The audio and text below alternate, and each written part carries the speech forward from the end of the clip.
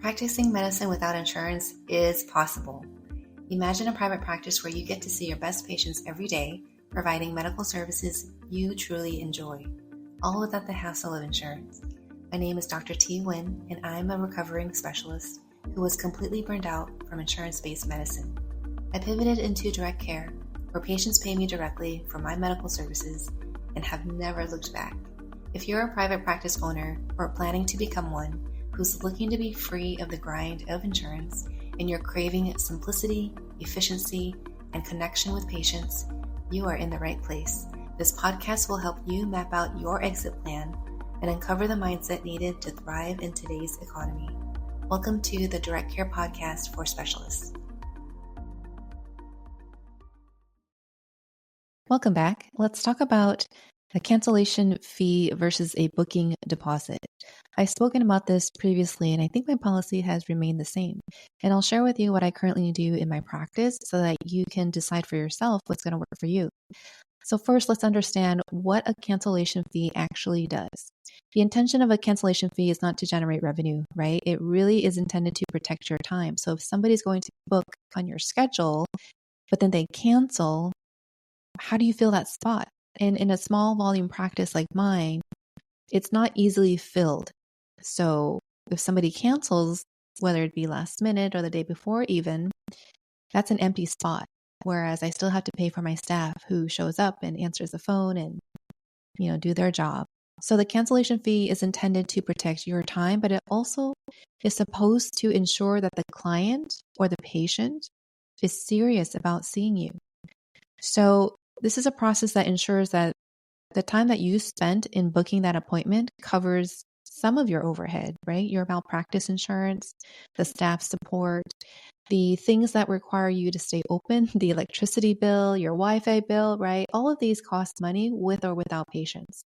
Now, what I found in my insurance-based days is that there were a lot of no-shows because the clients were not really invested. They kind of, I don't know another way to say it, but they were just wasting my time and they were not fully committed.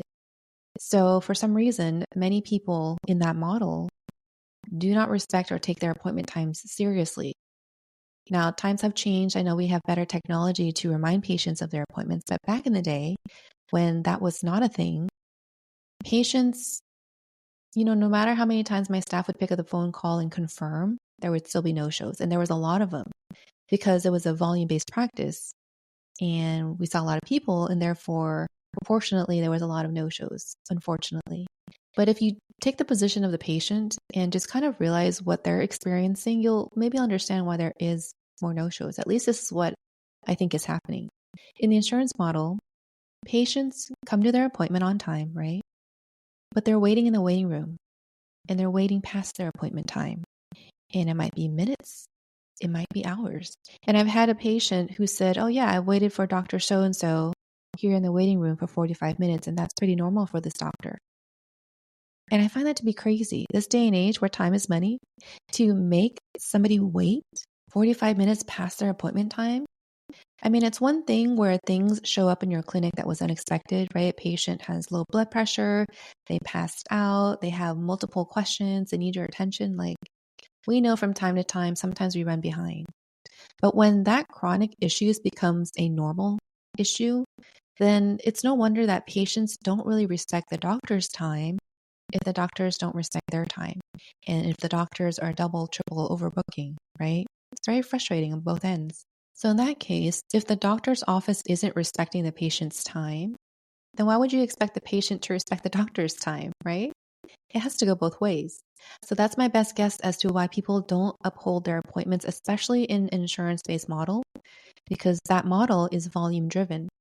And many times patients feel because it's volume driven, or maybe they're just seeing a lot of patients in the waiting room, they don't think you care if they don't show up because you've got a room full of other patients. And I think that's really unfortunate because direct care, we're trying to reconnect with the patient. We're trying to break down the barriers, the wall that divides us, and help them feel human. But we also too need to realize what is making that interaction inhumane.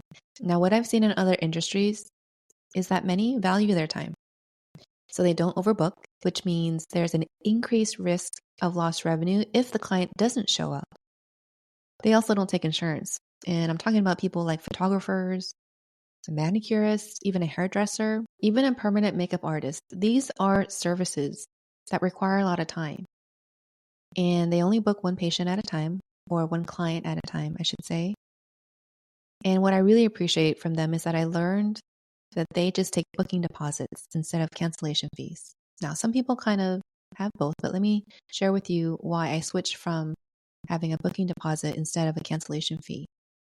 The first thing is, of course, both options protect your time, but also when somebody books their appointment with you and they put down a credit card and they're paying in advance, they tend to be more serious patients.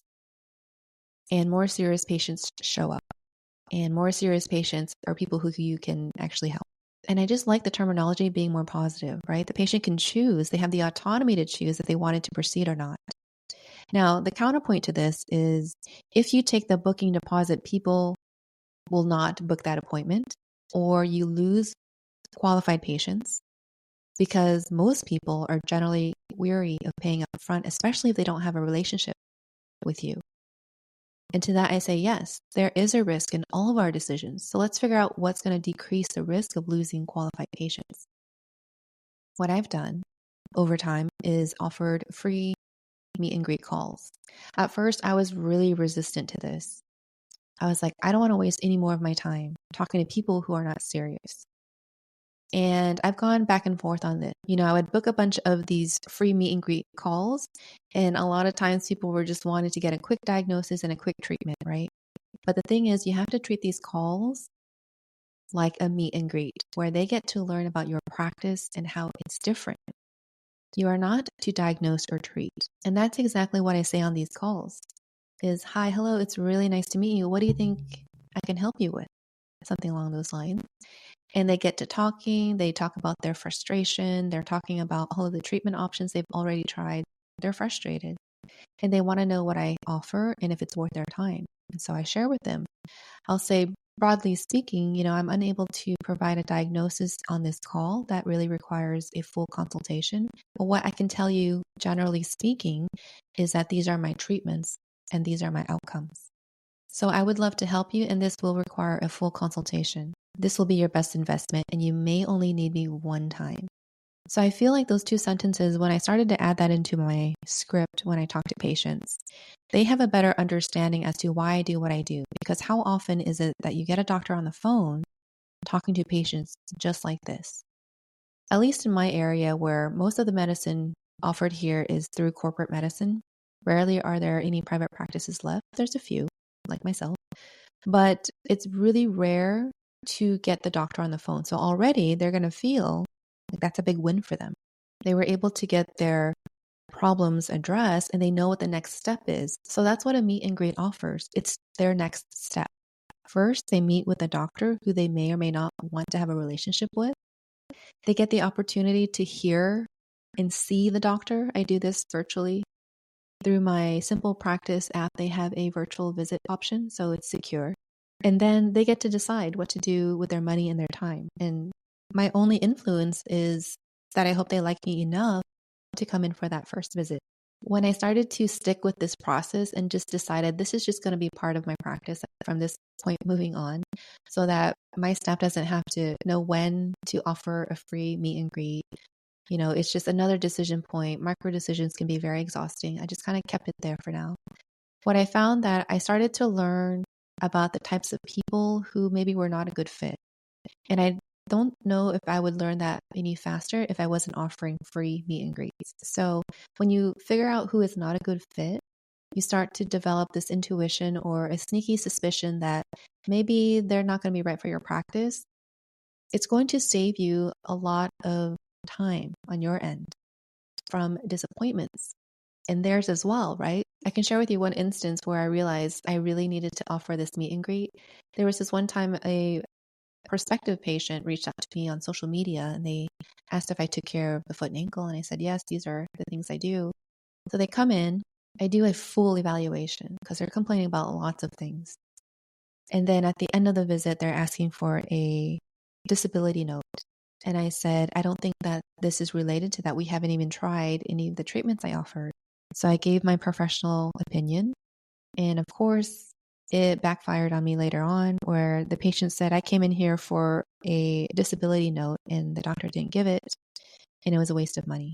And of course, I can't control every circumstance that happens, but I probably could have saved myself a lot more had I just offered a free meet and greet and asked them specifically, what is the goal of your visit? I have that part of my intake now because of that experience. Because if the goal of the visit is to obtain a disability note, then I already know that that's not a good fit for my practice. I don't just willy-nilly write notes. I do an assessment, I offer a treatment, I want to see the patient succeed in their treatment, right? I'm not that kind of practice where I just write out notes so people can get a handicap placard. It takes time to build that relationship. It also takes time to know who's a good fit and who's not a good fit. So I do recommend that you yourself, if you haven't started to offer this already, or if you're doing so inconsistently, realize that there's a lot of value to pre-screening your prospective patients. Being in the scarcity mindset where you feel losing is a reason to do something means you'll continue to make choices that are not in the best interest of your business.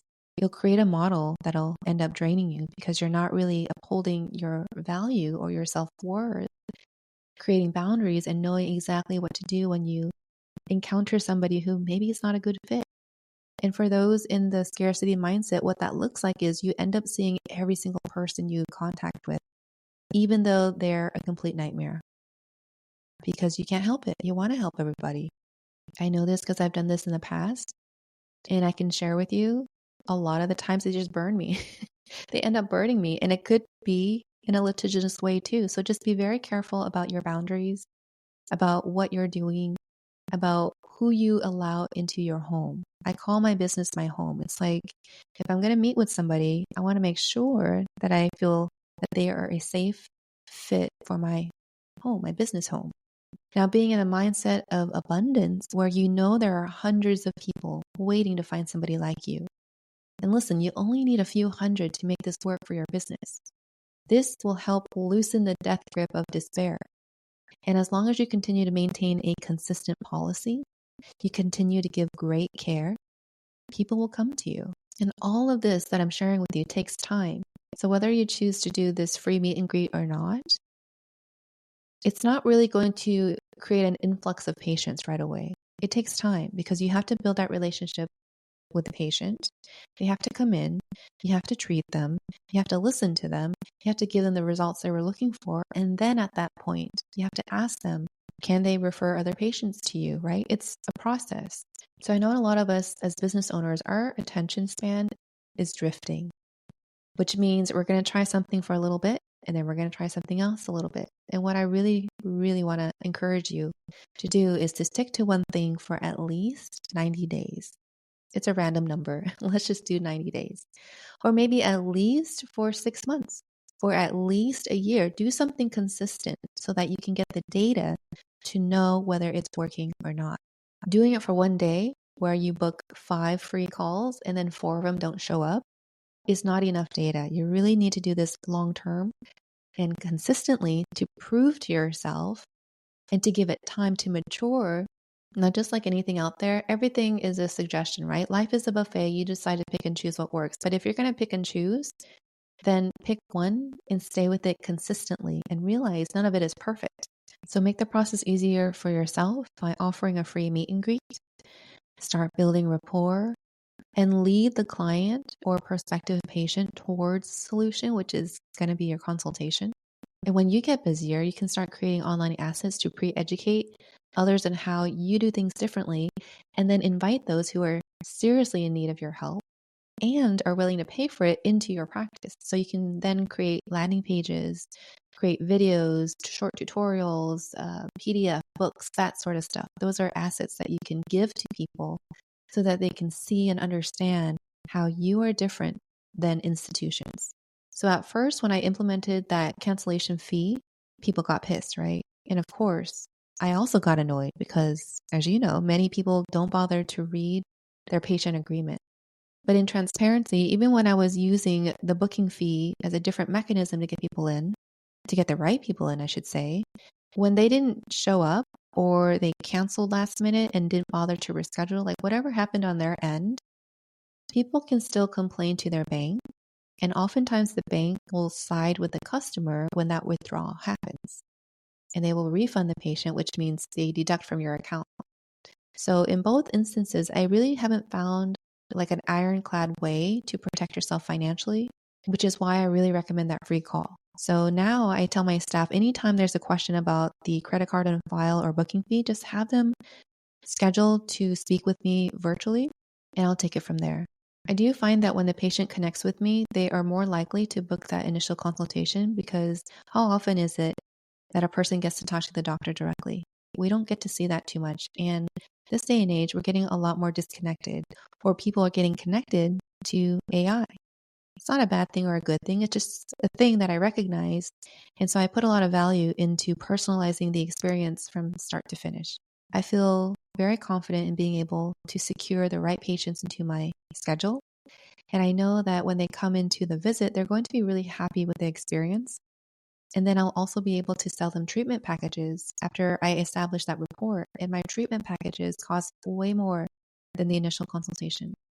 So patients are now realizing I'm not that crazy, busy corporate machine, that I can take my time to educate people about the treatment options.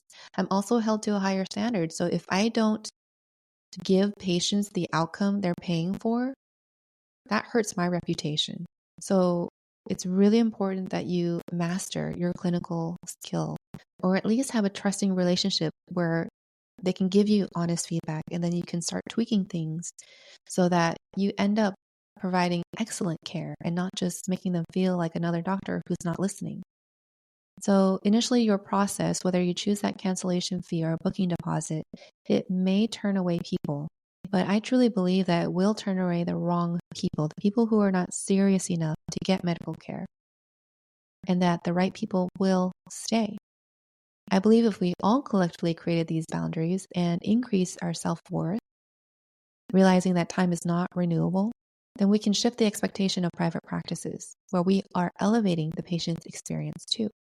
And we are elevating the expectations of a private practice so that people know that they have to pay to play. So a booking fee will select for the person who is serious, and they will show up. Whereas that cancellation fee, it sounds like a penalty, and it generates a negative vibe, which is something I'm personally moving away from. I had enough of that in my lifetime, and at this point, I don't need more of it. So I'm curious to know what process you're working with and what's working for you. This is just something that is working for me, and I highly recommend that you give it a try. Until we meet again, have a great week. Take care. If you enjoyed this episode, please give it a review and share it with a friend so more doctors can learn about direct care. Let's keep the conversation going on LinkedIn so we can help more doctors escape insurance and thrive in private practice. Thanks for listening. I'll talk with you next time. Take care.